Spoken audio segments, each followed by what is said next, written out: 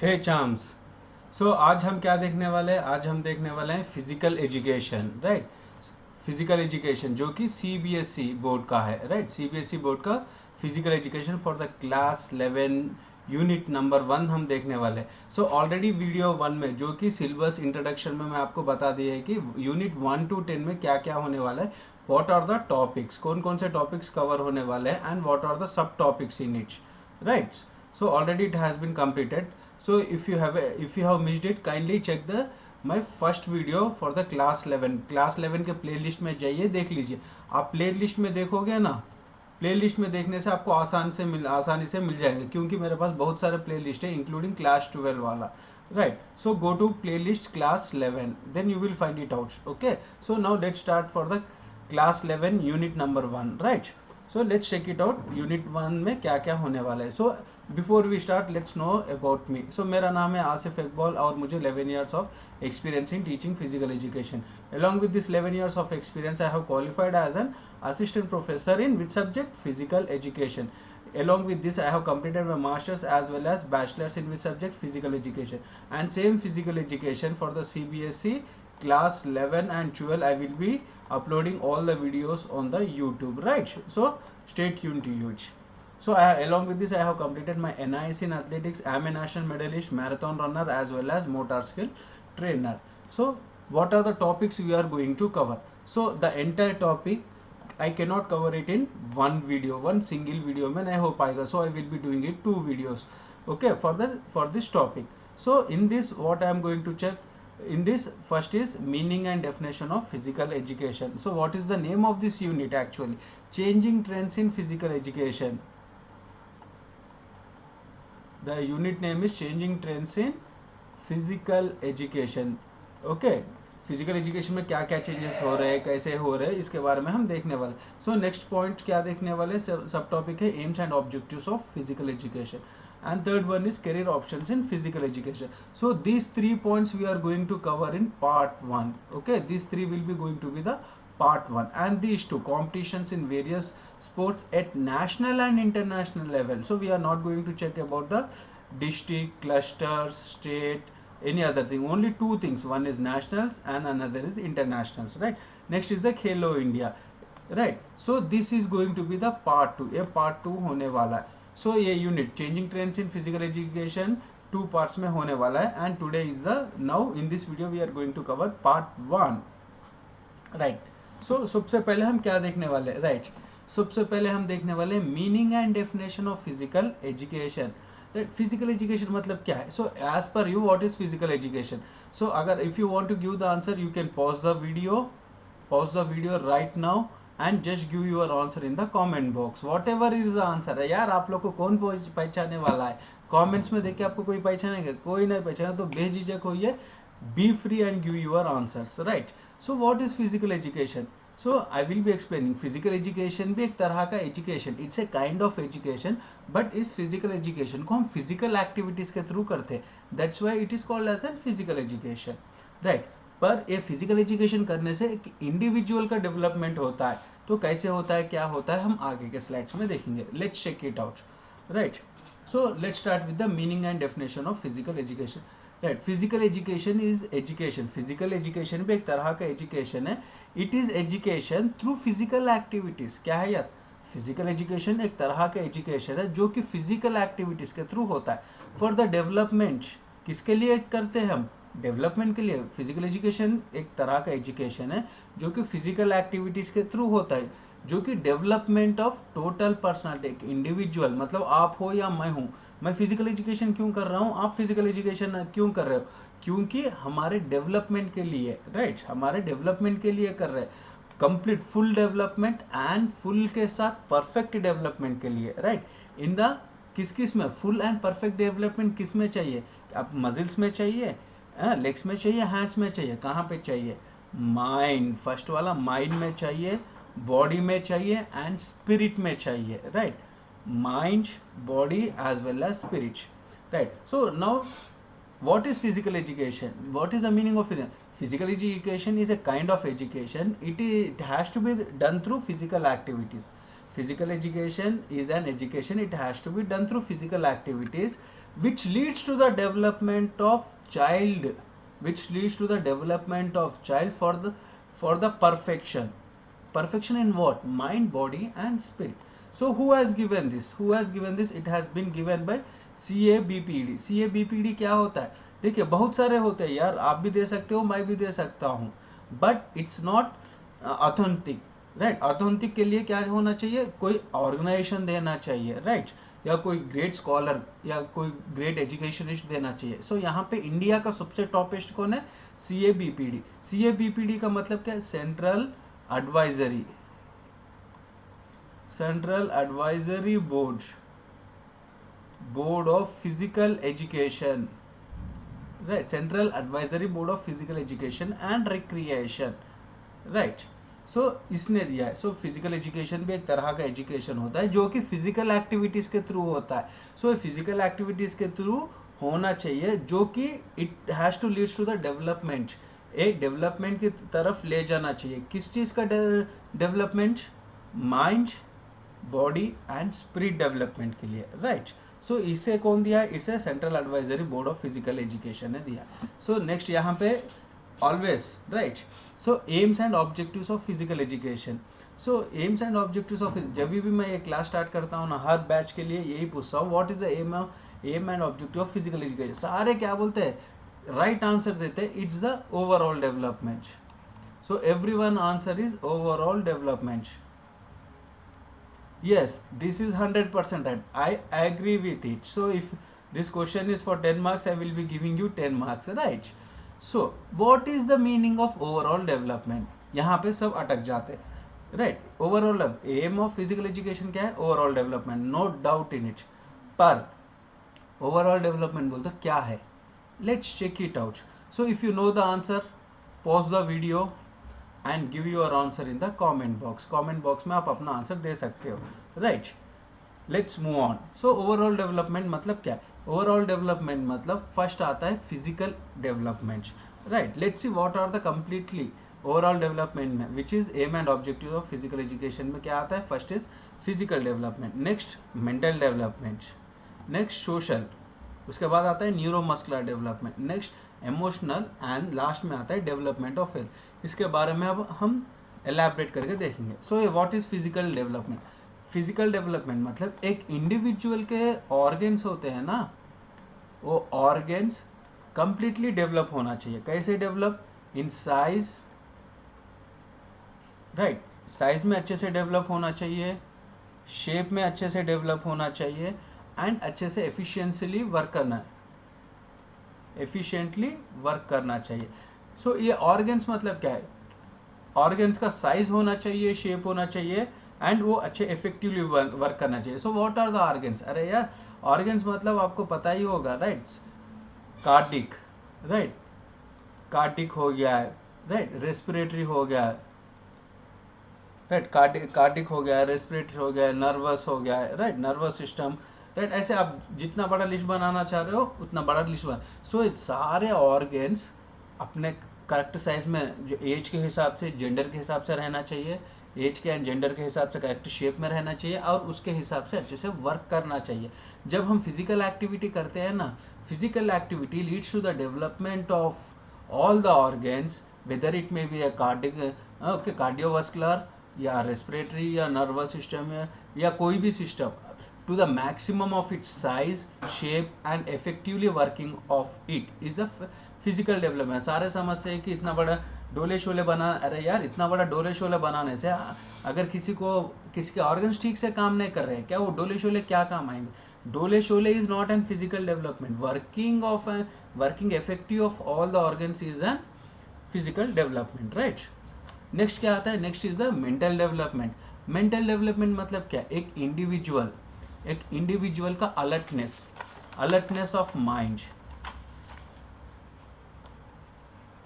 Alertness of mind. देखिए मैं यहाँ पे अलर्ट होना चाहिए. जस्ट इमेजिन अगर मैं अलर्ट ना हूँ, क्लास स्टार्ट कर दिया हूँ, वेबकैम को नहीं लगाया, सो मैं जो एक्सप्रेशंस दे रहा हूँ, जो मूवमेंट्स कर रहा हूँ, राइट? आपको इन्वॉल्व करने के लिए लाइक फेशियल एक्सप्रेशंस कर रहा हूँ ना, वो करने का फायदा ही कुछ नहीं रहेगा. इज इट और नॉट?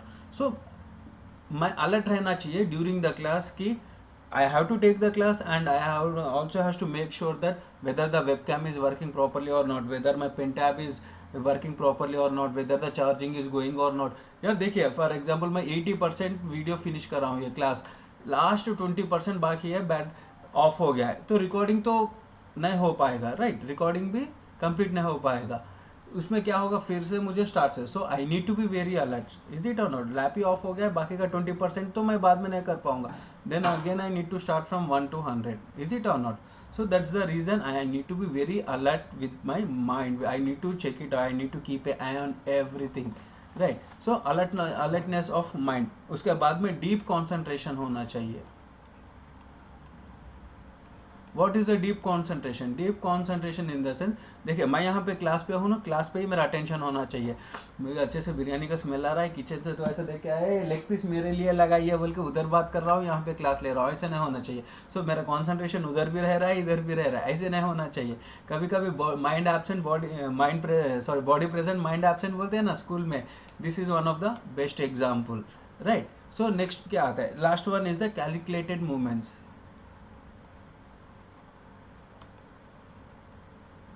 राइट, नेक्स्ट वन क्या है यार, कैलकुलेटेड मूवमेंट. फॉर एग्जांपल देखिए ये पार्ट वन के लिए I have decided to give 30 minutes for example.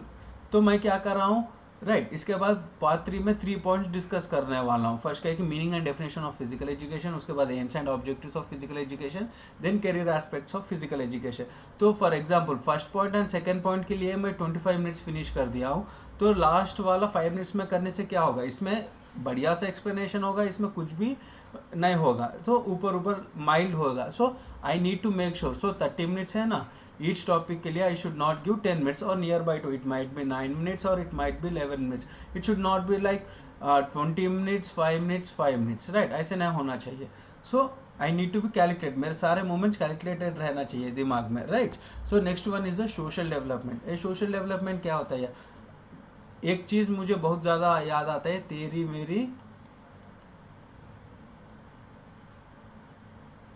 मेरी यारी सबसे प्यारी, right, this is what I remember. So तेरी मेरी यारी सबसे प्यारी. So what does it mean, it means that so we need to be together, right, we need to be together, like, so कैसे, how we need to, by cooperating each other, by cooperating each other. देखिए यार, for example I have written 6 here, the one who is standing here will call it as a 9, the one who is standing here will call it as a, see both are correct, so we need to be cooperate. हाँ यार, from your point of view it might be 6, from my point of view it is 9, so you need to understand, you need to go into another place, into another shoes, and you need to check it out, right. Then courtesy, right, courtesy होना चाहिए, right. Next fair play, right, without any cheating, and बहुत सारा fair से रहना चाहिए. Sportsman spirit, sportsmanship, right, sportsmanship में, right, क्या बोलते हैं, हर चीज के लिए स्पोर्टिव लेना चाहिए, लाइक टॉलरेंस, जो भी होता है उसे बर्दाश्त करने का ताकत रहना चाहिए. सो इसे ही कहते हैं. सो देखिए हर चीज़ के लिए आप गुस्सा कर रहे हो, हर चीज़ के लिए चिढ़ रहे हो, then you are not socially develop, आपके बहुत सारे फ्रेंड्स नहीं रहेंगे, then it is called as an तेरी मेरी यारी सबसे प्यारी will not be working out, right. So next वाला क्या है, neuromuscular development. Neuromuscular development मतलब क्या है, देखिए जहाँ पे हमारा ब्रेन एंड मसल्स मिलकर वर्क करते हैं ना, उसे हम कहते हैं न्यूरो मस्कुलर डेवलपमेंट.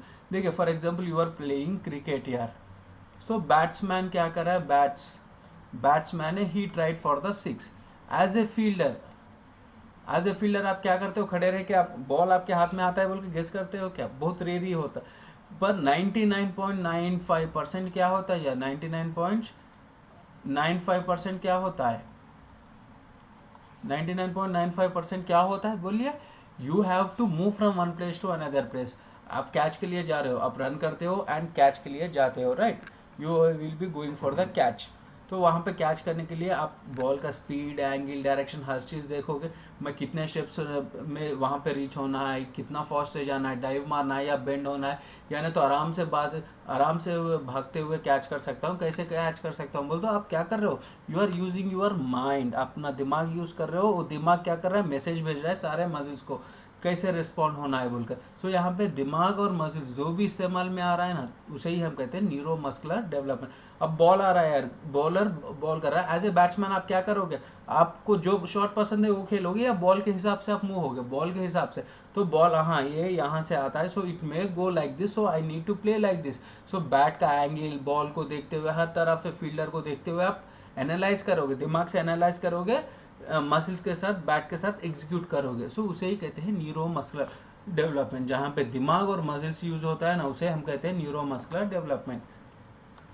नेक्स्ट आता है emotional development. Emotional development in the sense it's not only the sadness, there are many emotions यार, बहुत सारे। Surprised, okay, surprised, happy, excited, right, fear, hate, jealous, right, ये बहुत सारे होते हैं। देखिए different different emotions, for example एक इमोशन के, सो ये सारे, when you are happy or whenever you are sad or whatever the emotion it is, it should not affect the next work या next step। आप जो भी next step कर रहे हो ना, आप happy हो या sad में हो, it should not affect your next step। अगर affect कर रहा है then you are not, आप खुशी के मारे गलतियां पे गलतियां करते जा रहे हो, इग्नोर कर रहे हो, then वो भी इमोशनल डेवलपमेंट। सैड में रह के यार पूरा खराब हो गया बोल के आगे के स्टेप्स भी ठीक से नहीं कर रहे हो, then you are not emotionally develop. So जो भी इमोशंस है उसे कंट्रोल में रखना चाहिए। You need to be happy, you need to be sad, you need to be afraid, you need to be like all the things, but it has to be in the control, it should not pass out the control. And next वाला आता है development of health. Development of health is nothing, is it's not like free from disease, free from death. No, this is not correct, this is wrong. Free from, it's not the free from death. You need to be very hygiene, you need to be very hygiene, right? And you need to be maintain the proper diet, right? You need to do exercises or physical activity, right? So this is how we can maintain our health. We need to keep on working on ourselves। हम अपने आप ही अपने ऊपर ही काम करना चाहिए। किस चीज़ के लिए काम करना चाहिए, हमारा हेल्थ के लिए। सो कैसे काम कर सकते हैं, by maintaining the hygiene, by maintaining a proper diet, by doing the regular physical activities, right, by overcoming all the emotions like that. उस तरह से हम सबको दूर रख सकते हैं। And let's come on to the last point, that is career opportunities in physical education, right. So क्या क्या करियर जो हमें इनकम जनरेट करता है ना, उसे हम कहते हैं career opportunities, right. What ever the career it में भी यार, वेराइटी हो गया। अब गेमिंग भी एक करियर हो गया यार। वी कैन नॉट से this is not a career, that is not a career. हमारे कपिल शर्मा जी है, राइट, कपिल शर्मा, राइट, ये क्या करते हैं, हंसाते हैं, लाइक लॉफ्टर, ये हंसाते, ये भी उनका करियर है यार। इससे हंसाने से उनको पैसा मिलता है, राइट, इज इट और नॉट। एक गाने से, किसी को गाने से पैसा मिलता है, किसी को नाचने से पैसा मिलता है, किसी को बात करने से पैसा मिलता है, राइट, इज इट और नॉट। तो ऐसे होते रहता है। सो कोई भी career, it's not something like जो आपको रेवेन्यू जनरेट करे, जो आपके घर चलाने के लिए हेल्पफुल हो जाए, उसे हम करियर में कंसिडर कर सकते हैं। सो करियर एक्चुअली टू टाइप्स का होता है। सो किस में भी जाइए आप, whether it's not only for the sports, if you go for IT, right, if you go for construction, किस में भी जाइए, टू टाइप्स का होता है। एक ट्रेडिशनल होता है, एक एमर्जिंग होता है। ये ट्रेडिशनल क्या होता है, मतलब क्या बोलते हैं, फ्रॉम जनरेशन टू जनरेशन। देखिए grandfather is a tailor, okay, grandfather is a tailor, father is a tailor, right, myself is a tailor, then my son is also a tailor, right, my son. So यहाँ पे 4 generations क्या हो रहा है, Taylor हो रहा है। So this is called as an traditional, मतलब एक के बाद एक घर में, एक के बाद एक, हर जनरेशन एक ही काम को कंटिन्यू कर रहा है, राइट, उसे हम कहते हैं ट्रेडिशनल कैरियर्स। एमर्जिंग क्या होता है, एमर्जिंग इज नथिंग बट कोई ऐसा न्यू। देखिए यार, did anyone expected gaming, gaming भी एक करियर बन सकता है, राइट। जोक्स जो कपिल शर्मा करते हैं ना, वो भी एक करियर बन सकता है। कोई सोचा था क्या? No one expected. Hacking, right, hacking ये भी एक करियर है, कोई सोचा है क्या? वी डे। सो डिफरेंट मतलब कीप ऑन चेंजिंग, कुछ नया इन्वेंट करे उसमें करियर बना है, उसे ही हम कहते हैं emerging careers, right. So traditional and emerging के बीच में फर्क समझ गए ना। ट्रेडिशनल मतलब जो generation after generation same work continue करते हैं विदाउट एनी चेंज। एमर्जिंग में क्या होता है? कंटिन्यूसली चेंज होता है, नया नया आता है। सो ट्रेडिशनल में फर्स्ट वाला क्या है? ट्रेडिशनल में फर्स्ट वाला है टीचिंग। सो देखिए, elementary school, middle school, high school, senior secondary school, देखिए this all up to here CBSE का एक पार्ट है। इज इट और नॉट? आपके स्कूल में प्री प्राइमरी है ना, प्री प्राइमरी 1 and 2 मतलब एलकेजी यूकेजी है या नहीं? एलकेजी एंड यूकेजी तो होता है ना। सो इसे एलिमेंट्री में डालते हैं। मिडिल में 5th क्लास तक जो आता है ना, 5th क्लास, राइट, इसे 10th क्लास, 10th क्लास तक जो रहता है ना उसे है +12, राइट। यहाँ तक जो है ना सारे सीबीएसई में आ जाते हैं। सो ये सारे क्या है? All the PET teachers, physical education teachers होते हैं, हर स्कूल में होते हैं। देखिए आपके ग्रैंडफादर पढ़ते टाइम फिजिकल एजुकेशन टीचर है, आपके फादर पढ़ते टाइम में है, आपके समय में, आपके किड्स के समय में भी रहेंगे। So there will be no change, right. That's why it's called as an traditional. University क्या होता है? यूनिवर्सिटी में फिजिकल डायरेक्टर कहते हैं, मतलब यहाँ पे थोड़ा स्पेशलाइज्ड हो जाता है, but the same thing will be here. So it is universities आपको अभी है क्या? पहले से। स्कूल्स पहले से ही है, कॉलेजेस एंड यूनिवर्सिटीज भी पहले से ही है। So and next is coaching. Football coach हो सकता है, वॉलीबॉल कोच, टेनिस कोच, कौन से भी कोच हो सकते हैं। सो this is also right from the beginning, if at least from 1947 से तो आराम से प्रोफेशनली चल रहा है। इससे पहले भी है पर प्रोफेशनली 1947 से चल रहा है, राइट। ये ट्रेडिशनल हो गया। ऑल स्कूल में, school working, school and college and coaches, schools and colleges and coaches में जो भी आता है वो ट्रेडिशनल में आ जाता है। सो नेक्स्ट कौन है? एमर्जिंग। एमर्जिंग मतलब नया, हेल्थ रिलेटेड करियर्स। फर्स्ट वाला क्या हो गया? Health related. देखिए यार, अब ये बहुत जीरो साइज या hypertrophy muscle, right, hypertrophy muscle. Hypertrophy muscle ऐसा इतने इतने बड़े हाथ लगा के कहते हैं ना, ऐसे बॉडी बिल्डर्स, राइट। सो और कोई किस लिए जाता है? कोई डिप्रेशन के लिए जाता है, मतलब एक्सरसाइज डिप्रेशन के लिए करता है, लाइक इज इट और नॉट? कोई हेल्दी रहने के लिए करता है, मतलब जो भी इंडिविजुअल अपने हेल्थ के लिए, like health related factors, obesity हो जाए, हाइपरटेंशन, ये सारे डिजीजेस है, राइट। ये डिजीजेस को ओवरकम करने के लिए योगा में बहुत पहले से दिया गया है, बट नाउ ऑल्सो स्पेसिफिकली इसके ऊपर वर्क हो रहा है, right. So you might be going for the gym, you might be going to any centre, aerobics, right, aerobics के लिए जा रहे हो, कोई जिम के लिए जा रहे हो, राइट। ये सारे हेल्थ रिलेटेड में आते हैं, मतलब देर वॉज नॉट एक्सक्लूसिव, इसके लिए नहीं था पर अब इसके लिए एक्सक्लूसिव बन गया, that's why it is health related.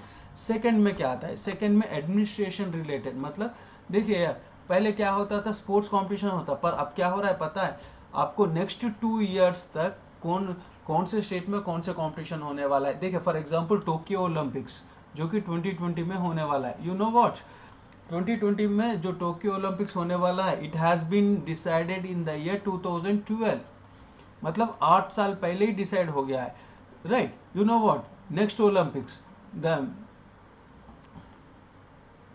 Next Olympics 2024 Olympics will be organised in which country, right. कोई गेस मार सकते हो क्या? पॉज करके आप आंसर बताने की कोशिश करिए, right. Right, if you can just pause it and give your answer in the comment box, right.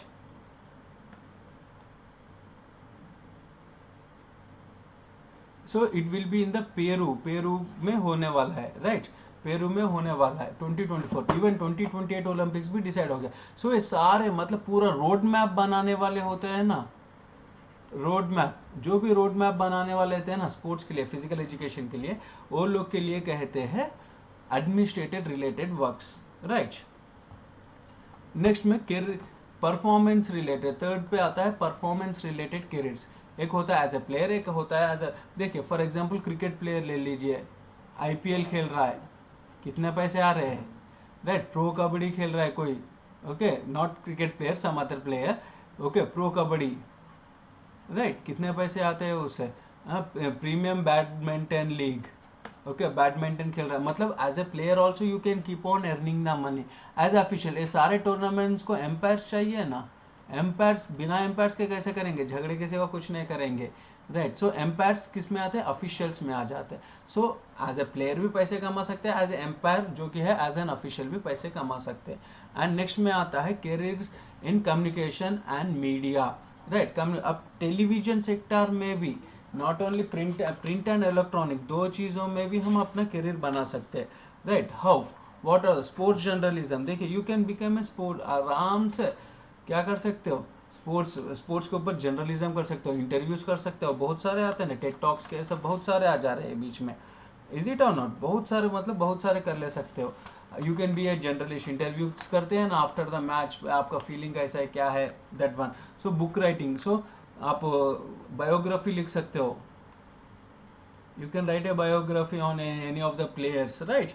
You can write the book like 20, like क्या हो गया 2020 ओलंपिक्स के बारे में भी एक बुक लिख सकते हैं, कैसे हुआ है, क्या हुआ है, कौन कितने जीता है, किसका परफॉर्मेंस क्या था, क्या पॉजिटिव है, क्या नेगेटिव है, वो हर चीज़ कुछ भी लिख सकते हैं। स्पोर्ट्स फोटोग्राफी, यार हमें स्पोर्ट्स के सारे फोटोज आते हैं, कहाँ से आते हैं, कोई ना कोई करियर, जिसको फोटोग्राफी पसंद है, स्पोर्ट्स पसंद है, ट्रैवलिंग पसंद है, फोटोग्राफी में चले जाता है।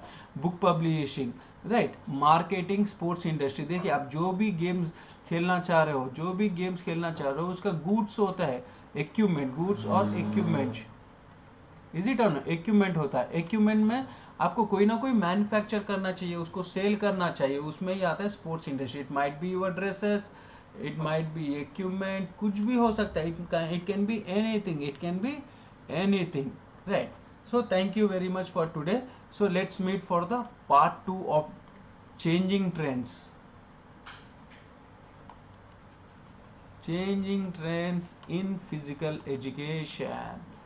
Right. So till that time, please stay tuned to it and please take care of yourself and your loved ones. Don't forget to subscribe and share with your friends. अपने friends के साथ भी share करिए और खुद भी subscribe कर लीजिए। Bye, please take care of yourself and your loved one. Signing off for today, bye.